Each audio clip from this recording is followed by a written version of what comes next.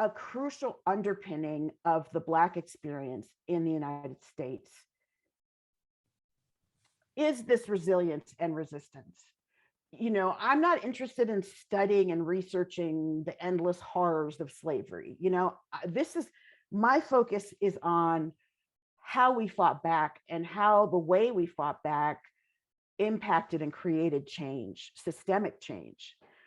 And to me, that's joyful and necessary. It's like a necessary foundation that you stand on. I remember talking to somebody who was like, who's, came from a family of Holocaust survivors. And, there's always this thing like, when do I first tell my children about this horrible history that our family experienced? And should I do it when they're 5? Should I do it when they're 8? Like, should I not do it at all? Should I let them do it in school? And it's a struggle. And it's similar when you're talking about your ancestors being enslaved. And I think that it's so important to say, when you're doing that, at the same time, you're saying, and we fought all the way. We fought and fought and fought, and we ended this institution. So that's one thing. And the other thing is, you need to understand race relations in the United States, and you're not going to be able to understand it by just focusing on joy. You need to understand these legacies and, living in the wake of slavery and how it shapes our life so that we can, first of all, understand the world around you. I mean, for me, the worst thing is to be living in an experience and not understand what's going on or why, but also to figure out what we need, like how can we, what needs to change, what do we need to get rid of, what do we need to focus on? I just feel like we're not going to get anywhere if we don't understand our history. I'm kind of strange because I've taught everything from law school to graduate school to college to high school, and I can tell you this history is not taught. All people learn in high school is that there was slavery and there was a Civil War, and Lincoln ended slavery with the Emancipation Proclamation, and that's it. And maybe they'll learn that Martin Luther King had a dream and Rosa Parks was tired. These laws created, our law is British common law, it still is. But certainly during the British colonial period, it was common law, and your status was, it's patrilineal descent, status passed through the father. That was just how it was. But with chattel slavery, this status passes through the mother, and it does this. It creates like two genders of women. White women who give birth to heirs of property, and Black women who give birth to property, right? And if you give birth to property, of course, you're subhuman. And all of this stuff about Black women are, all the misogynoir, all the like, Black women are not as sensate, they don't experience suffering the way white women do. All of that just, goes back to that time period, and this specific construction of racialized gender that we're still dealing with. First, to frame this issue, I think it's important to understand that it's not as simple as women weren't in the documents, and so therefore, the primary sources, and therefore their agency was erased. It's much more complicated than that. It has a lot to do with the way history is done. History is written always in a social and political context. It's not written from the ether, right? And the way the history of slavery and slave resistance was taught in the United States for the longest time was that slavery was a benign institution, and it was a civilizing force, and it was a good thing. And there was absolutely no resistance to slavery in the United States because it was a good thing. And that was literally how it was taught, until the civil rights movement in the 60s, and you start getting, some African American scholars and some more progressive white scholars, et cetera, researching, and they're like, actually, there were hundreds of slave revolts in the United States. In the 90s, these historians who had been studying the Atlantic slave trade, all individually in their, and then you've got the internet. And so they're like, let's create a database. All our research, we're going to put it in one database. And, they created a database of 36,000 slave ship voyages. And that's actually online on the internet. It's called the Atlantic Slave Trade Database. Anyone can access it or use it. These are quantitative historians. And, this is what quantitative historians do, is they build databases and then query them, right?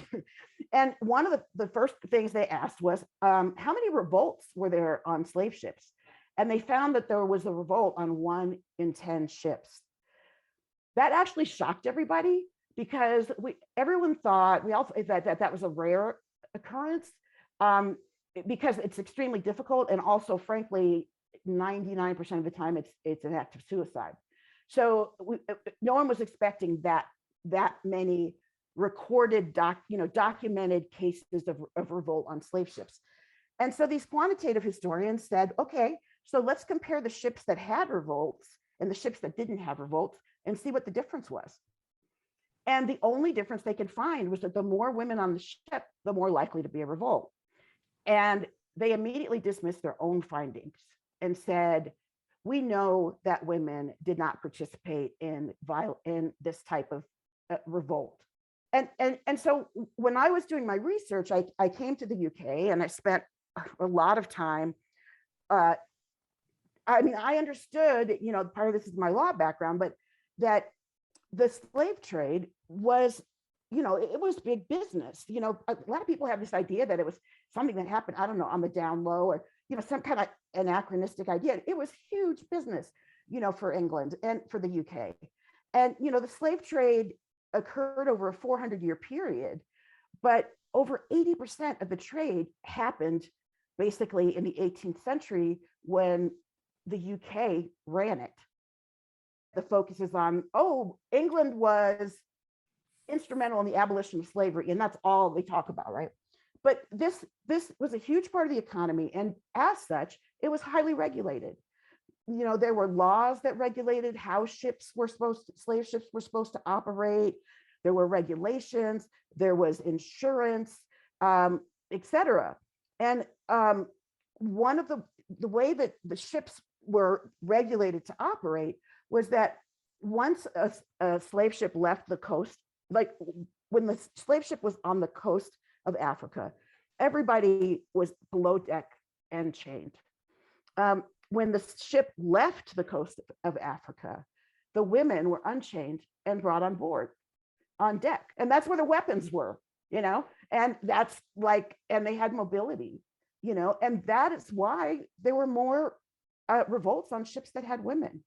And me, as a qualitative historian, where I was reading hundreds of slave ship logs, the women are everywhere in them.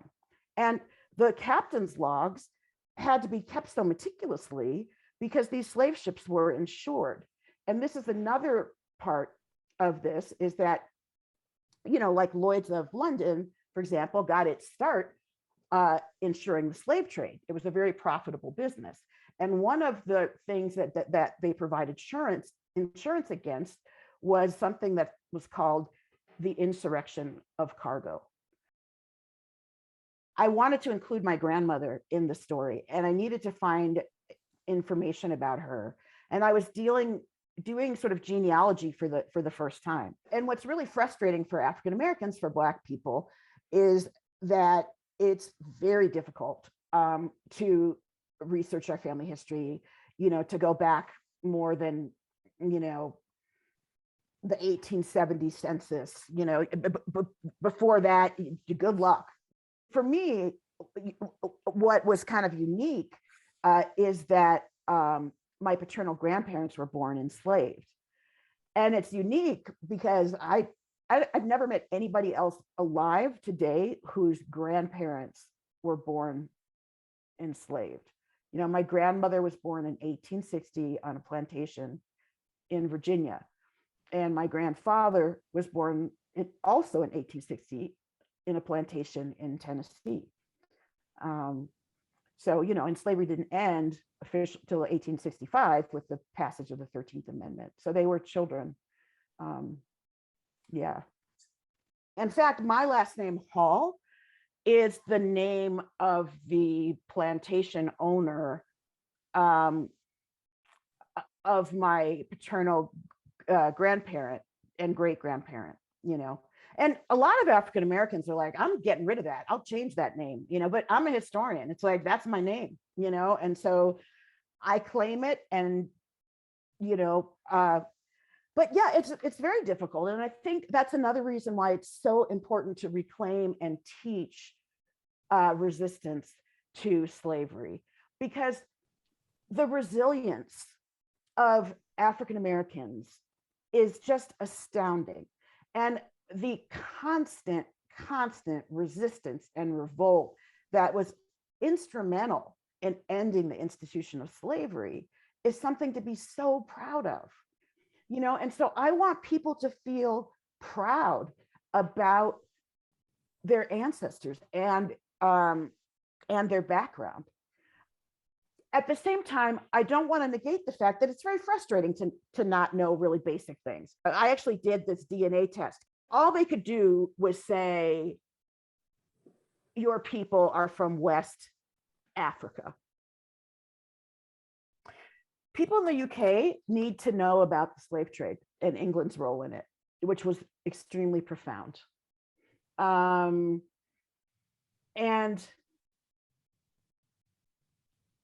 that a lot of the wealth that exists in the UK was developed through the slave trade. So the fact that slavery didn't exist on the ground in the UK, basically, right? There were a couple exceptions. Still, slavery and the slave trade is central to the history of the UK. I feel like it's all a piece, and I think there's also a lot of Afro-Brits in the UK who came from the Caribbean. So they have that experience as well. But we all live on an anti-Black planet, and so we have a lot of shared experience. But the UK, I'm so proud of the UK in this uprising, how people just came up and just was like, no, throwing slave trader statues into the harbor. Yes. I think one of the things that people have taken away from it is that there is this history. We need to know it. It's not taught. That's not acceptable. We have to do something about that. But I think what I really want people to take away from it, especially people whose ancestry are enslaved people, or anyone who experiences anti-Black racism, because I think these things really feed together. I want people to understand how brutally racialized this country is, and how its origin is in indigenous genocide and slavery. And the things that we're dealing with today are connected to that. I want people to be able to come to terms with kind of the trauma of the history and not run from it or feel like it has to be denied or ignored, but to instead to bring it and internalize it and integrate it into who we are and get power from that. And I also want people to take away from the book that women are badass, and that we fight. We've always fought.